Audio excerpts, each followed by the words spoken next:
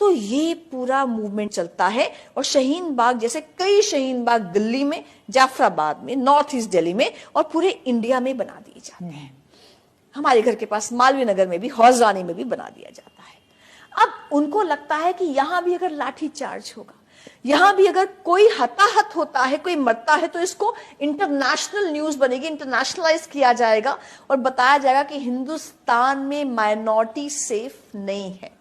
पर police restaurant से काम करती है। पुलिस कहती है हम तो लाठी चार्ज नहीं करे, तुम बैठे हो तो बैठे रहो। थक जाते हैं बैठे बैठे, क्या करें, एग्जॉस्ट हो जाते हैं, अपनी स्ट्रेटजी को चेंज करते हैं। जो थर्ड फेज आता है इनकी प्रोटेस्ट का, वो आता है शाहीन बाग जैसे धरनों से ये महिलाएं और बच्चे उठते हैं, उठकर मार्केट्स के अंदर से आजादी के स्लोगन चलाते हुए, कॉलोनीज के अंदर से आजादी के स्लोगन्स बोलते हुए, आपके और हमारे घरों के आगे से निकलते हैं आजादी बोलते हुए और हजारों की संख्या में, और फिर वहां पर कन्फ्रंटेशन करते हैं पुलिस के साथ। पुलिस वाले घायल होते हैं और उसको सोशल मीडिया में डालते हैं। यानी आम जन है जो शांतिपूर्वक रहना चाहता है, उसकी लाइफ में क्योस आ जाता है, वो डरता है, वो कहता है क्या हो रहा है मेरे आसपास।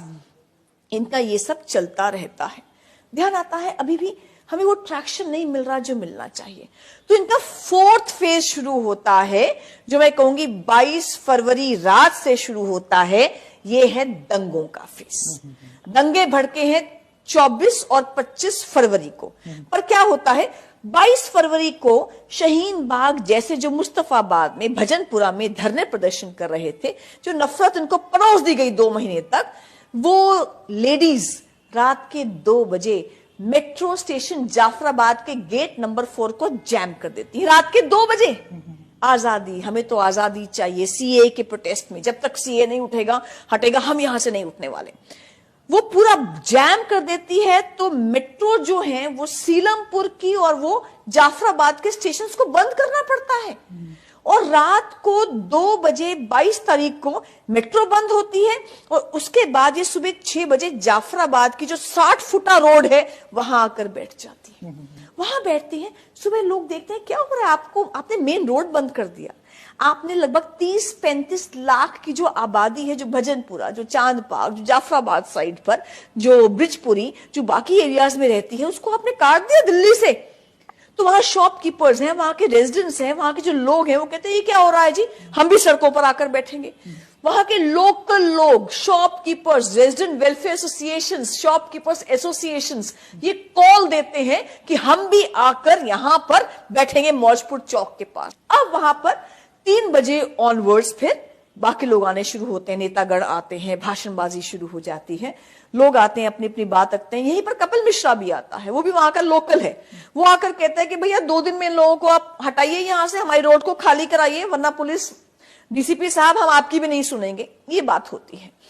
उसके बाद शाम तक स्टोन पेल्टिंग शुरू हो जाती है, जाफराबाद साइड से भी और कबीर नगर साइड से भी। वो स्टोन पेल्टिंग शुरू होती है और करते करते आप देखिए 23 तारीख को रात को राइटिंग शुरू हो जाती है और 24 आते आते आपका पेट्रोल पंप जो वहीं पर है भजनपुरा में, पेट्रोल पंप, उसको फूंक दिया जाता है। उसके पास अगर आप देखेंगे एजुकेशनल इंस्टीट्यूट्स की लाइन है, एक के साथ वो यमुना विहार, वहां वो फूंक दिया जाता है। और वहीं पर उसी दिन रतनलाल जो पुलिस वाले वहां पर थे, कांस्टेबल थे, इतने पत्थर मारे जाते हैं कि उनको अल्टीमेटली बुलेट मारी जाती है उनकी वहीं पर, उसके बाद हत्या हो जाती है।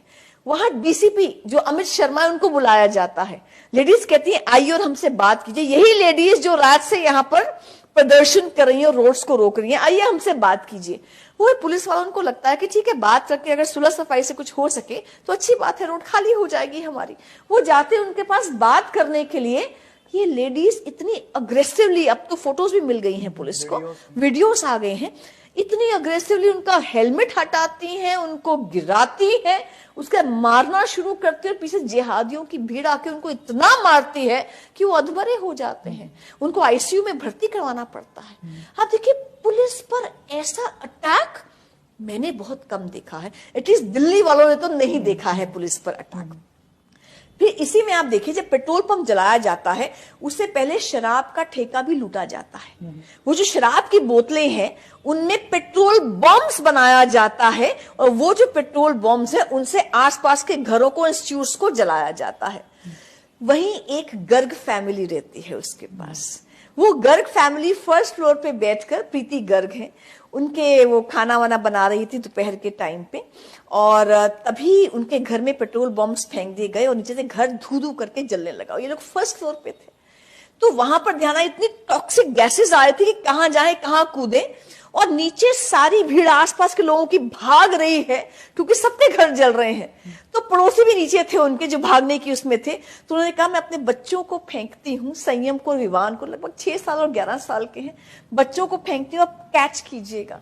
फर्स्ट फ्लोर से अपने बच्चों को उन्होंने नीचे फेंका और भागती हुई भीड़ ने, पड़ोसियों ने उन बच्चों को कैच किया।